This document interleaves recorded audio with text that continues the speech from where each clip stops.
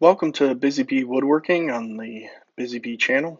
Today we are going to address a hinge that is not operating properly. As you can see from this cabinet doors are meant to stay closed, not to open like that. So we're going to show you how to fix it. Okay, so it can be kind of hard to make out on the camera here, but this plate actually will tell you the company name of the hinge as well as the overlay in case this plate actually breaks on you.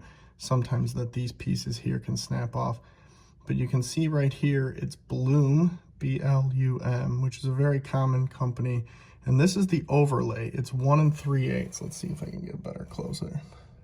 It's really hard to make out in camera, but that is 1 3/8. And then over here, you can actually see, again, the company name Blum, but also right here, it says 120. And that is actually the degrees that this hinge is made to be opened up to.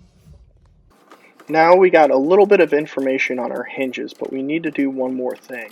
So we want to take the door down by removing the screws holding the cups to the hinges. Once those are down, we can come back and remove the two screws holding the cup to the door. Now you'll need a flathead screwdriver to remove these because they're pretty tight in there.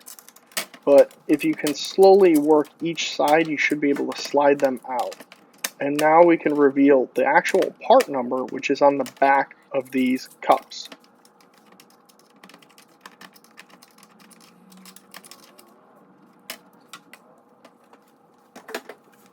Okay, I wanted to step over here into the sunlight so you could see this better. So we got this piece down. This is a little cup. And there's the brand name, like we said, in the 120. Now you can see all that when it's still attached to the door, but to really get the part number that you need to remove this. And there you can see the part number is 32.260. Now here's the newer version of it, and you can see it only goes to 110 degrees, but the part number here that I went with was 32.160-01.01. And these actually worked in replacing those older ones that I had.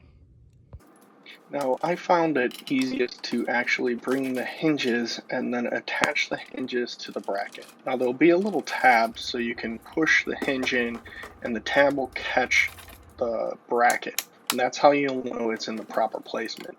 Then you can tighten down the middle screw. Once you've had that completed, you can bring the door now with the hinges in the closed position and position the door so it'll catch the cups. Then just slightly work the cups into place. Once they get into the holes, it'll grab, and you can carefully then open up the door and then expose the hinge so you can add the two screws attaching and securing the door to the hinge.